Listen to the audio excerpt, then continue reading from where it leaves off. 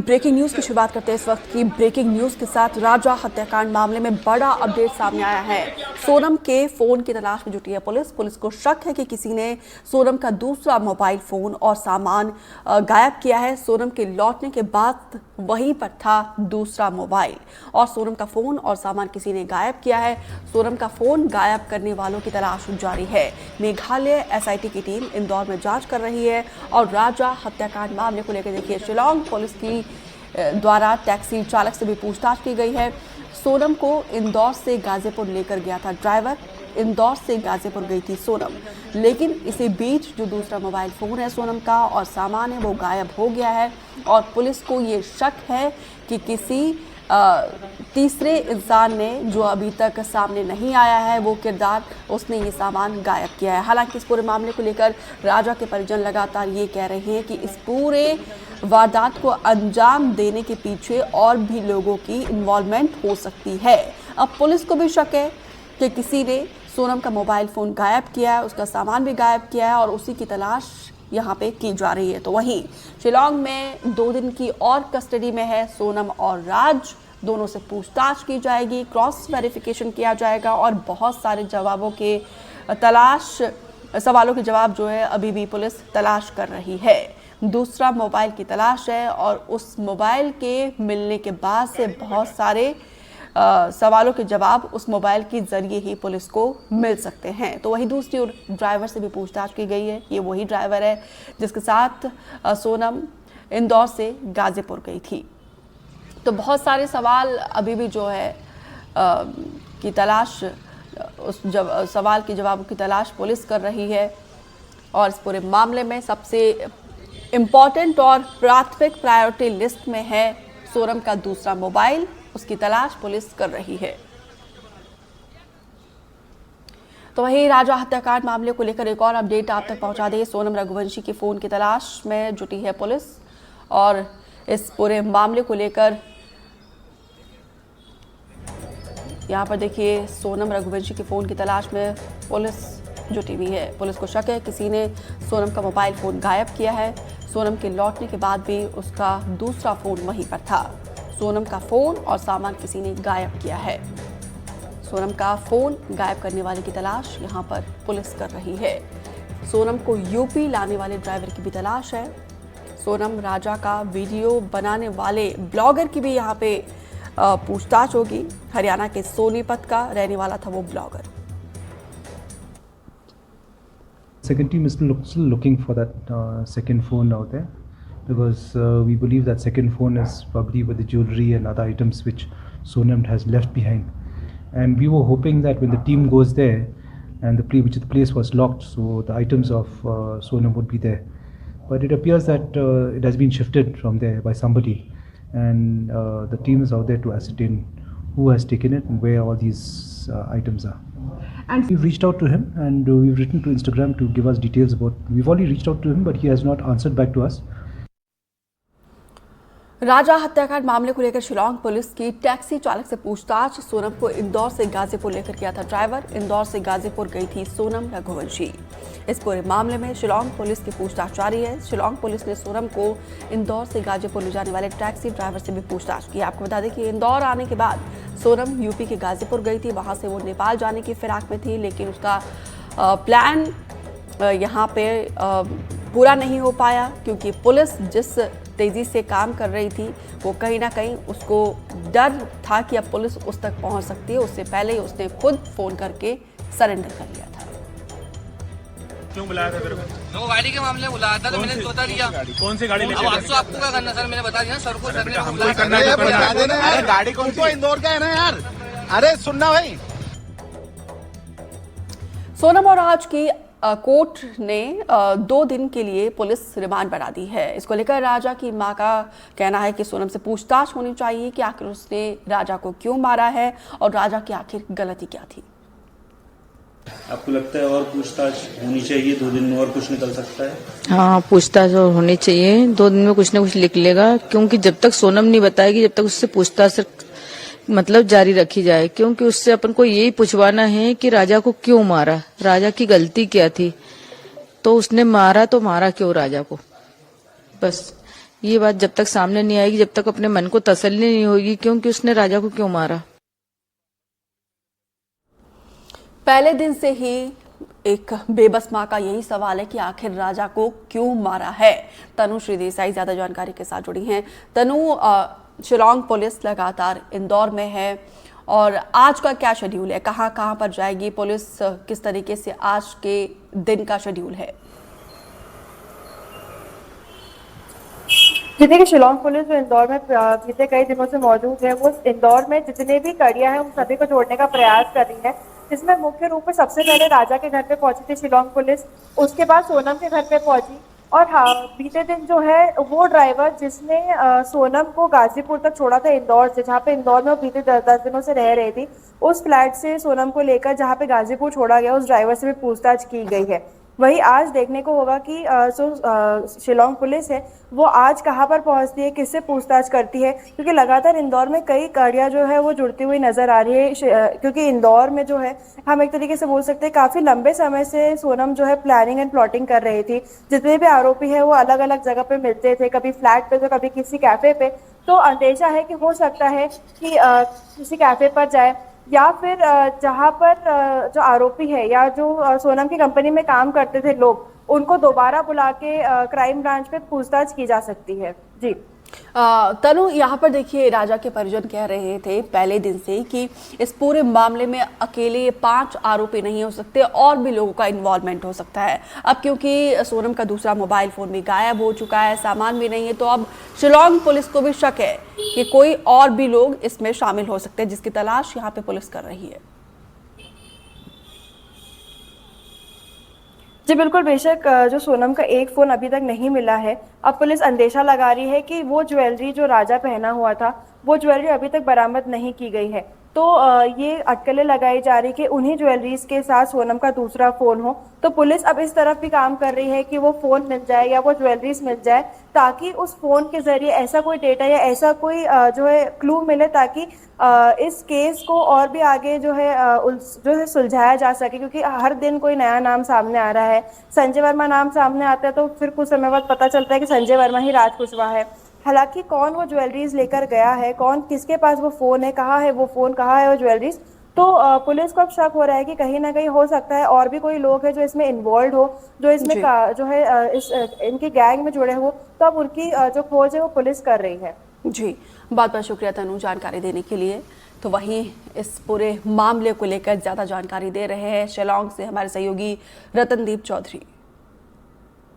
राजा रघुवंशी की जो sensational honeymoon murder case है, इसमें कल शिलांग के कोर्ट ने सोनम रघुवंशी और राज कुशवाहा को 2 दिन के पुलिस रिमांड में भेज दिया है। पुलिस ने कल कोर्ट में 2 दिन का ही रिमांड मांगा था, क्योंकि पुलिस की ये दलील थी क्योंकि मेघालय SIT की एक टीम इंदौर में पूछताछ कर रही है, जांच कर रही है, तो वहाँ से जो तथ्य सामने निकल के आएंगे उसको क्रॉस वेरीफाई करने की ज़रूरत है सोनम और राज से। और इसके साथ साथ पुलिस ने जो बाकी 3 आरोपी हैं उनके लिए रिमांड नहीं मांगा था, इसलिए कोर्ट ने उनको 14 दिन के जुडिशियल कस्टडी में भेज दिया है। मगर सबसे बड़ी बात जो है, जो उभर के आ रही है, ये है कि अभी भी ये 2 दिन रिमांड में जब सोनम और राज रहेंगे, जो फोकस रहेगा इंटरोगेशन का वो रहेगा कि जो ज्वेलरी राज की थी या फिर सोनम की थी जो वो लेके गए थे साथ में, और जो ब्लैक बैग एक सोनम के पास जो दिख रहा है CCTV फुटेज या फिर जो इंस्टाग्राम में जो फुटेज एक ब्लॉगर ने डाला है, वो ब्लैक बैग कहा है। और सबसे बड़ी बात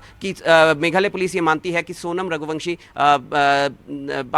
26 मई को जब इंदौर लौट के आई और एक रेंटेड फ्लैट में उसको ठहराया था राज कुशवाहा ने, तो वहाँ पे और एक नए फ़ोन के ज़रिए और एक सिम कार्ड के ज़रिए वो राज कुशवाहा के साथ कांटेक्ट में थी। गाजीपुर तक वो फ़ोन यूज़ कर रही थी और कहीं ना कहीं पे उस फ़ोन को किसी ने शिफ्ट कर दिया है, ऐसा पुलिस का मानना है। तो वो फ़ोन ढूंढ के निकालना पुलिस के लिए बहुत महत्वपूर्ण है। वो ज्वेलरी का क्या हुआ वो जानना बहुत महत्वपूर्ण है। वो बैग कहाँ गया, तो ये सबके लिए छापेमारी भी चल रही है इंदौर में। और इसके साथ साथ जिस गाड़ी में सोनम रघुवंशी इंदौर से गाजीपुर तक बलिया के रास्ते बलिया होके गाजीपुर तक उन्होंने सफ़र किया, उस गाड़ी और उस गाड़ी ड्राइवर को भी पुलिस ने आइडेंटिफाई कर लिया है, उनके स्टेटमेंट भी रिकॉर्ड किए जा रहे हैं। तो इसलिए अब जो फोकस रहेगा वो इन्वेस्टिगेशन का इंदौर में रहेगा और अगले कुछ दिनों में वहाँ से और भी तथ्य निकल के आएंगे। इसलिए 2 दिन के पुलिस रिमांड में इंट्रोगेशन चलेगी और पुलिस के पास इसके बाद भी 4 दिन रह जाएंगे पुलिस और रिमांड मांगने के लिए। तो एक तरह से पुलिस अब सोनम और राज से ये पूछताछ करने में जुटी हुई है कि सोनम का फ़ोन, वो काला बैग और ज्वेलरी गए कहाँ। एक ब्रेकिंग न्यूज कांकेर से, जहां पे पुलिस और नक्सलियों के बीच मुठभेड़ जारी है। छोटी बेटिया इलाके में चल रही है मुठभेड़। 2 नक्सलियों के ढेर होने की खबर है। एसएसपी इंदिरा कल्याण ने इसकी पुष्टि की है। देखिए, जहां पे मुठभेड़ हो रहा है वो किसी वक्त नक्सलियों का गढ़ माना जाता था, उनके लिए मुफीद जगह मानी जाती थी, लेकिन उसी इलाके में अब देखिए हमारे जाबाज जवान पहुंचे हैं। एनकाउंटर लगातार जारी है। 2 नक्सलियों को ढेर किया गया है और ये आंकड़ा बढ़ सकता है क्योंकि हमारे जाबाज जवानों ने चारों तरफ से नक्सलियों को घेर के रखा हुआ है। कोशिश यही है हर दिन हमारे जाबाज जवानों की इस नक्सलियों के खात्मे के लिए एक के बाद एक बड़े ऑपरेशन को लॉन्च कर रहे हैं और सफलतापूर्वक अंजाम भी दे रहे हैं, 0 कैजुअलिटी के साथ। नीरज तिवारी ज्यादा जानकारी के साथ जुड़े हैं। नीरज, कब से ये मुठभेड़ चल रही है और इस इलाके के बारे में बताइए और डिटेल्स क्या मिल रही है आपके पास?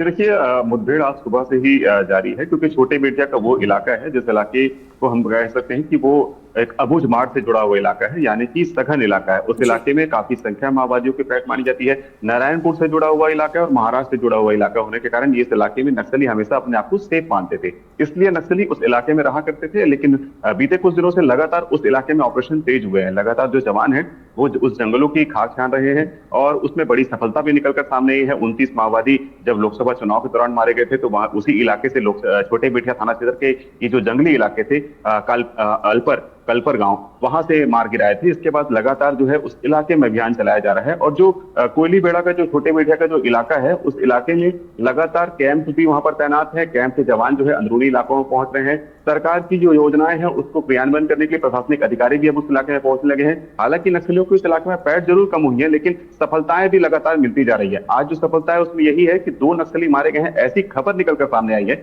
लेकिन एसएसपी जो है कांकेर के, उन्होंने ये पुष्टि की है कि मुठभेड़ हो रही है लेकिन जवानों से संपर्क नहीं हो पाया है। संख्या कितनी है ये फिलहाल जानकारी नहीं मिल पाई है। जब पार्टी वहां से लौटेगी तो उसके बाद भी इसकी पूरी जानकारी उन्होंने देने की बात कही है। लेकिन जो इस इलाके की हम बात कर रहे हैं, बस्तर की बात कर रहे हैं, तो बस्तर में जिस तरह से लगातार ऑपरेशन लॉन्च किए जा रहे हैं, बीजापुर में आपने देखा कि काफी संख्या बड़े कैडर के माओवादी मारे गए। सुकमा इलाके में मुठभेड़ चल रही है। कल आंध्रा की जानकारी मिली कि कल आंध्रा में जो है 3 बड़े कैडर के माओवादी मारे गए, जिसमें जो गरियाबंद में जो चलपति मारा गया था उसकी पत्नी जो है वो भी मारी गई है। ये भी जानकारी निकलकर सामने आई है। तो ये लगातार जिस तरह से ये मुठभेड़ें चल रही है, मुठभेड़ में बड़ी संख्या में माओवादी जो मारे जा रहे हैं उनसे माओवादियों की कमर जरूर टूटी हुई है। कई ऐसे शीर्ष नेतृत्व है जो कि आज भी इस बस्तर के इलाके के जंगल में मौजूद है। उसके लिए लगातार जो है ऑपरेशन लॉन्च किए जा रहे हैं। कल हमने आईजी का बयान देखा था कि उन्होंने कहा कि सुकमा जैसे इलाकों में अब लगातार जो है ऑपरेशन लॉन्च किए जाएंगे क्योंकि मानसून का वक्त है।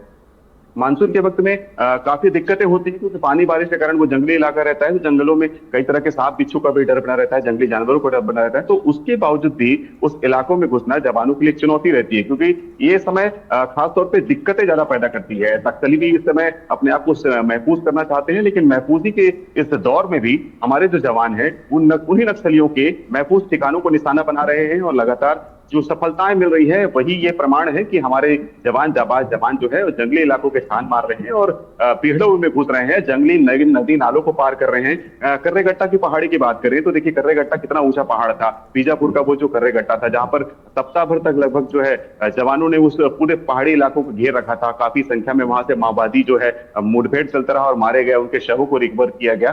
तो जिस तरह से ये अभियान चल रहा है उससे माओवादियों की कमर टूटी है, वो बैकफुट पर नजर आ रहे हैं। माओवादी बार शांति वार्ता की बात कर रहे हैं। बहरहाल सरकार की अलग ही रुख अपना रही है क्योंकि सरकार यही कह रही है कि माओवादियों के खात्मे से ही विकास होगा। माओवादियों को जब पुनर्वास नीति का फायदा लेना है तो वो मुख्यधारा से जुड़ सकते हैं। पुनर्वास नीति में बदलाव किए गए हैं। इसके माओवादी जब वापस आएंगे तो निश्चित तौर पर उस क्षेत्र में विकास की गाथाएं बहेगी। बिल्कुल, यहाँ पे सरकार की तरफ से, प्रशासन की तरफ से अपनी कोशिश है, लेकिन यहाँ पे देखिए हमारे जाबाज जवान हर एक चुनौतियों को लांघकर, पहाड़ियों को भेद कर जिस तरीके से एक के बाद एक सफलतापूर्वक अंजाम यहाँ पे ऑपरेशन को दे रहे हैं, अपने आप में बड़ी उपलब्धि है। लेकिन नीरज जी बताइए जरा, जो 2 नक्सलियों को ढेर किया गया है वो किस कैडर के है और कितने नक्सलियों को हमारे जाबाज जवानों ने घेर के रखा है? देखिए दीपिका, अभी फिलहाल ये जानकारी निकल कर सामने आई है कि जो मारे गए जो माओवादी है वो किस कैडर के हैं, महिला है या पुरुष है। फिलहाल इसकी शिनाख्ती की कार्रवाई नहीं हो पाई है, क्योंकि ये पुलिस अफसर ने ये कहा है कि हमारा जो है पुलिस के जो जवान उस इलाके में जो है उनसे संपर्क नहीं हो पाया है। आधिकारिक रूप से ये मुठभेड़ की पुष्टि की है, लेकिन मारे गए नक्सलियों की पुष्टि जो है सूत्रों के हवाले से आई है। जब जवान वापस लौटेंगे उसके बाद ही इस बात की पुष्टि हो पाएगी कि आखिर कितनी संख्या में माओवादी मारे गए हैं। हो सकता है माओवादियों से अभी मुठभेड़ चल रही है, तो माओवादी और उस इलाके में अगर जवानों ने घेर रखा है तो कई और नक्सली मर सकते हैं। क्या उनके पास से हथियार बरामद हुए हैं, वो जो इलाका था वो कैसा इलाका था, तो इस बात की जानकारी जब जवान वापस लौटेंगे तभी मिल पाएंगे। जी अब बहुत बहुत शुक्रिया नीरज विस्तार से जानकारी देने के लिए। इस खबर पर आप नजर बनाए रखिए, आगे भी डिटेल्स हम आपसे लेते रहेंगे। एक और बड़ी खबर मुरैना से, जहां पे हल्की बारिश पे खुली है व्यवस्थाओं की पोल। सरकारी अस्पताल में भरा है बारिश का पानी। पोरसा अस्पताल के अंदर वार्ड में पानी घुस गया है। जल भराव से संक्रमण का खतरा मंडराने लगा है। तस्वीरें हम आपको दिखा रहे हैं, जहां पे अस्पताल में मरीज हॉस्पिटलाइज है, वो उनका उपचार चल रहा है, जहां पे हाइजीन का बहुत ज़्यादा ध्यान रखा जाना चाहिए। लेकिन इसी अस्पताल में देखिए ये अस्पताल कैसे तालाब में तब्दील हो गया है। सबसे पहले तस्वीरें आपके टेलीविजन स्क्रीन पर, यहाँ पे बेड के ऊपर पेशेंट जो है वो लेटा हुआ है, लेकिन नीचे फ्लोर में देखिए फर्श पर कैसा पानी जमा हुआ है, जिससे संक्रमण फैलने का खतरा भी मंडराने लगा है। मरीज और ज़्यादा बीमार हो सकता है। अस्पताल में आज खराब हो गई थी रात को 2:30 बजे, 3:30 बजे पूरा हॉस्पिटल में यहीं पे आया। पूरा हॉस्पिटल पानी से भरा हुआ, गंदगी का पानी। अभी 2 दिन पहले नालों की सफाई हुई है, फिर भी पानी आ रहा है। पूरे हॉस्पिटल पत्थर में पानी भरा हुआ है। ये अस्पताल में क्या समस्या आ रही है? पानी भर जाता है, क्योंकि नालियाँ चौक हो चुकी हैं, रोडें ऊँची हो चुकी हैं, काफ़ी समस्या है। हॉस्पिटल कैंपस के अंदर पूरे में पानी भरा रहता है, वार्डों में, कमराओं में। क्या हर साल की यही समस्या है? यही समस्या आ रही है हर साल से। 2-3 साल हो गए, 2-3 साल से यही समस्या बनी आ रही है।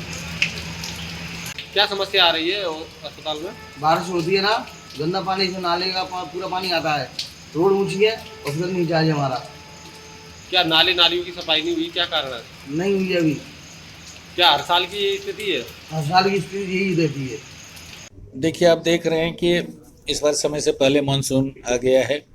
कलेक्टर महोदय ने सबको बुलाकर मीटिंग में निर्देशित किया था सफाई का काम चल भी रहा है, लेकिन बारिश थोड़ी ज़्यादा हो गई, इस कारण से ऐसी स्थिति बनी है। हालांकि इसका परमानेंट समाधान किया जा रहा है। हॉस्पिटल की नई बिल्डिंग तैयार है, अगले कुछ महीनों में शिफ्ट हो जाएंगे, तो ये समस्या नहीं आएगी। बहरहाल इस पर हम फोकस कर रहे हैं, जो भी पानी घुसा है उसको बाहर निकाल दें और कोई संक्रमण ना फैले। उपेंद्र गौतम ज्यादा जानकारी के साथ जुड़े हैं। उपेंद्र, अस्पताल से जो ये तस्वीर निकलकर सामने आई है, ये अस्पताल क्या मरीजों का उपचार करेगा? यहाँ पे खुद व्यवस्था चरमरा रही है। ये बात बिल्कुल सही है कि पोरसा के सामुदायिक स्वास्थ्य केंद्र का ये बिल्कुल दृश्य है, जिसमें जरा सी भी बारिश होने पर ये नालियों का गंदा पानी और बारिश का जो पानी होता है वो नालियों से निकल के पोरसा अस्पताल में जमा हो जाता है। और ये पोरसा के अस्पताल के परिसर में ही नहीं, ये वार्डों तक, उसके गलियारों तक और यहाँ तक ऑपरेशन थिएटर और प्रसूता विभाग तक पहुंच जाता है, जिससे कि जच्चा बच्चा के साथ साथ मरीजों और उनके परिजनों को संक्रमण होने का खतरा बना रहता है। और ये जो पानी है लगातार 2 से 3 दिन इसमें बना रहता है, तो बड़ी विपरीत परिस्थिति बन जाती है। बदबू वहां फैलने लगती है और कई बार ये संक्रमण वहां देखा गया है। लेकिन इसकी शिकायतें पोरसा के स्थानीय नागरिकों द्वारा जिला प्रशासन तक को की है। जिला प्रशासन संबंधित एजेंसी को भी निर्देशित करता है, लेकिन ये बताया जा रहा है कि चूंकि नया भवन इनका निर्मित हो रहा है, इस कारण इस पर कोई बजट सैंक्शन नहीं किया जाता। लेकिन ये स्थिति आज की नहीं है, जब भी बरसात होती है, हर बरसात के सीजन में ये दृश्य देखने को मिलता है। मरीज परेशान होते हैं और ये लगातार करीब 5 साल से ये परिस्थिति निर्मित हुई चली आ रही है। जी बहुत बहुत शुक्रिया उपेंद्र जानकारी देने के लिए। जशपुर से ब्रेकिंग न्यूज, जहां पे उफान पर है नदियां। चौथे दिन भी भारी बारिश का दौर जारी है। लगातार बारिश से लोग परेशान हैं। राजपुरी नदी का जलस्तर बढ़ चुका है। नदी की चपेट में कई गांव आ चुके हैं। बगीचा मुख्यालय से संपर्क टूट चुका है। लोग परेशान हो रहे हैं। 4 दिन हो चुका है, बारिश का दौर लगातार जारी है और लगातार बारिश के चलते नदी नाले हुए वो उफान पर है। नदियों का जलस्तर बढ़ने से कई गाँव में बाढ़ जैसे हालात बन चुके हैं। बाढ़ आ चुकी है कई गांव में। तो वहीं राजपुरी नदी का पानी बढ़ने के चलते बगीचा मुख्यालय से कई गांवों का संपर्क टूट चुका है। ये गांव जो है एक नहीं बल्कि कई गांव हैं जिसका संपर्क देश दुनिया से टूट चुका है। सिंगरौली से ब्रेकिंग न्यूज, जहां पे 2 दिनों की बारिश में बाढ़ जैसे हालात बन चुके हैं। पूरी तरीके से जलमग्न हुआ है सिंगरौली सोनभद्र मार्ग। सड़कों पर दिखाया समंदर जैसा नजारा और सड़कों पर तेज बहाव के चलते बहता दिखाया पानी। बारिश के पानी में डूबी है गाड़ियां, जान जोखिम में डालकर सड़क पार कर रहे हैं बच्चे, क्योंकि इनके पास कोई दूसरा वैकल्पिक रास्ता नहीं है। ऐसे में देखिए ये जो पूरा रास्ता है जो जोड़ता है लोगों को शहर जाने के लिए, अपने कामकाज की तरफ जाने के लिए। यहाँ पे स्कूली बच्चे देखिए कैसे परेशान होते हुए नजर आ रहे हैं। नौनिहालों के ये नन्हे नन्हे कदम अपने भविष्य को लेकर आगे बढ़ रहे हैं, लेकिन जान जोखिम में डालते हुए। ग्वालियर का सबसे बड़ा पॉश इलाका, लेकिन हालात बदहाल। तस्वीरों में जो सड़क आपको नजर आ रही है वो झांसी रोड से जीवाजी क्लब तक जाने वाली सबसे महत्वपूर्ण और रेगुलर ट्रैफिक वाली सड़क है। इस सड़क का उद्घाटन अभी 18 जून को हुआ था, लेकिन 36 घंटे भी नहीं बीते, बारिश होते ही सड़क पर हुए काम की असलियत सामने आ गई है। 2 साल के बाद बनने वाली सड़क 36 घंटे में नहीं टिक पाई है और जगह जगह उखड़ने लगी है। प्रशासन मलबा भरकर अपनी नाकामी को छुपा रहा है। सड़क के हालात का जायजा लेने के लिए हमारी एनडीटीवी की टीम भी मौके पर पहुंची। देखिए हमारे वरिष्ठ सहयोगी देवश्री माली की ये एक्सक्लूसिव रिपोर्ट। विकास के दावे सब करते हैं, सरकार करती है। ये जिस सड़क पर हमें झांसी रोड पर ये सड़क पिछले 2 साल से खुदी पड़ी थी और आप देख सकते हैं कि इस सड़क को बनवाने के लिए एनडीटीवी ने भी काफ़ी प्रयास किए और ये क्योंकि ये सबसे व्यस्ततम सड़क है और परसों ही इस सड़क का उद्घाटन हुआ था और 36 घंटे भी नहीं बीते हैं कि ये सड़क पूरी बीच में धसक गई है। आप देख सकते हैं कि परसों नगर निगम ने एक सूचना दी थी और उसमें बताया गया था कि हमने ये सड़क बना दी है और एक बड़ा म्यूजिकल वीडियो भी नगर निगम के द्वारा जारी किया गया था। लेकिन ये वीडियो जारी किया गया मंगलवार की शाम को और गुरुवार की सुबह जब पहली बरसात आई, मानसून आया, तो ये सड़क पूरी तरह से धसक चुकी थी और वैसी की वैसी स्थिति में आ गई जैसी बनाने के पहले स्थिति में थी। तो आप देख सकते हैं कि ये विकास का जो नमूना है ये बताता है कि सरकार के जो विकास कार्य करा रही है वो किस तरह से लोगों का पैसा जो है ना ठेकेदारों और इंजीनियरों की जेब में जा रहा है। हमारे साथ स्थानीय नागरिक मौजूद हैं, हम उन्हीं से बात करते हैं। सर, ये सड़क कब बन के तैयार? अभी कुछ 4-5-7-8 दिन हो गए होंगे, उससे पहले बन के तैयारी हुई। बिल्कुल न्यू सड़क है ये और कोई ज्यादा दिन भी नहीं हुई है। पूरी कंप्लीट तो शायद परसों ही बन के तैयार। हाँ, तो मैं बता रहा हूँ ना आपसे, 7-8 दिन से काम चल रहा था। ये अभी कुछ 1-2 दिन में ही कंप्लीट हुई है, बन के तैयार हुई है। कोई ज्यादा इसमें टाइम लगा नहीं है। ये पीडब्ल्यूडी डिपार्टमेंट की खामियां हैं, देख लीजिए, आप खुद ही देख लीजिए। कल रात को एक्सीडेंट होने से ही बचा है यहाँ पे। ये देखिए जगह जगह गड्ढे हो रहे हैं, वो सामने भी धसक रही है। तो आप समझ सकते हैं कि पीडब्ल्यूडी डिपार्टमेंट कितनी करप्ट चल रहा है ग्वालियर के अंदर। और आप इसे स्मार्ट सिटी का नाम दे रहे हो। स्मार्ट सिटी के नाम पे क्या काम हो रहा है स्मार्ट सिटी का यहाँ? बिल्कुल, देखिए लोग बहुत नाराज हैं। ये क्या किस तरह से धसकी सर क्या इस रोड को वैसे थीम रोड कहा जाता है और ये सभी चौराहों को मतलब मेन माना जाता है। जहाँ से ये मेन रास्ता है, यहाँ से सभी अधिकारी वगैरह भी यहाँ से निकलना होता है। और अगर आप देख पा रहे होंगे अभी पहली बारिश ही हुई है और ये हाल है। आप देखेंगे इसका जो चैम्बर बना हुआ है लगभग 1 फुट की ऊंचाई से है और उसके नीचे से रोड जा रही है, उस पर चढ़ाते हुए रोड को बनाया गया है, जिस पे आप देखेंगे कि जैसे ही वाहन निकला तो ये रोड धसक गई है और कई सारे हादसे भी इससे टले हुए हैं अभी।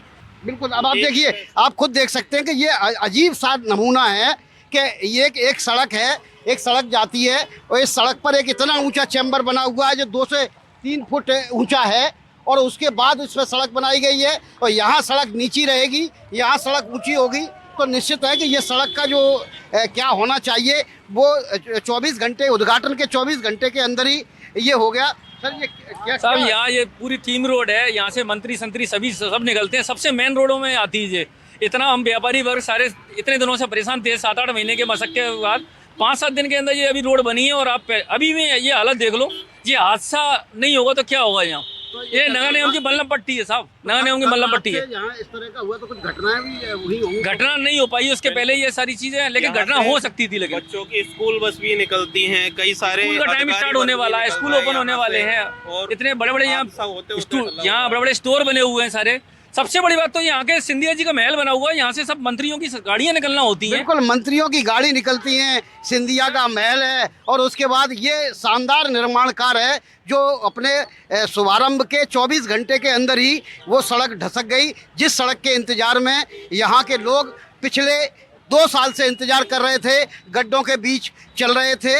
लेकिन अब फिर एक बार मल्लम पट्टी शुरू करने की कोशिश की जा रही है, और आप देख सकते हैं कि अब इसमें गिट्टी डालने के लिए प्रयास किए जा रहे हैं, और ये सड़क बड़ी मुश्किल से बन पाई थी, और बनने के पहले ही इस सड़क को एक तरह से उजाड़ दिया गया, या उजड़ गई, या इतना ख़राब निर्माण कार्य था, इतना ख़राब गुणवत्ता का निर्माण कार्य था कि ये सड़क 24 घंटे के अंदर ही धसक चुकी है, और अब एक बार फिर वैसी स्थिति में आ गए जैसी स्थिति में लोग 2 साल से भुगत रहे थे। ग्वालियर से देव श्रीमाली, NDTV। क्वालिटी की बात तो बाद में, आप भी बहुत अनुभवी हैं, कई वर्षों से आप देख रहे हैं, कोई भी रोड बनाई जाती है, जब वो रोड का लगभग 18-20 फुट खोदेंगे और अपन उसको तुरंत बना देंगे, तो मैं नहीं समझता कि वो रोड चल पाएगी, वो बैठेगी। और जिस तरह से हमने भी जब अधिकारियों से बात की, बोले जिस तरह का प्रशासन का दबाव था, लोगों का दबाव था, आए दिन रोड बनाओ, इसलिए वो कर ले, काम चल रहा है। लेकिन घटना तो हुई है, बैठना नहीं चाहिए, लेकिन वो बैठी है तो अभी तो उसका काम चल रहा है, वो मरम्मत करके देगा। लेकिन मेरा ऐसा मानना है, जहाँ तक अपना अनुभव है, कि रोड हमेशा कभी भी बनाई जाए, जब इतनी गहरी खुदाई हुई है तो उसके पहले एक आध पानी जब पी ले बैठ जाए, उसके बाद ही डामरीकरण करना चाहिए। जल्दबाजी में करवाया गया, इसी का ये परिणाम है कि आज फिर से वो बैठ गई है, फिर से बनाना पड़ेगा।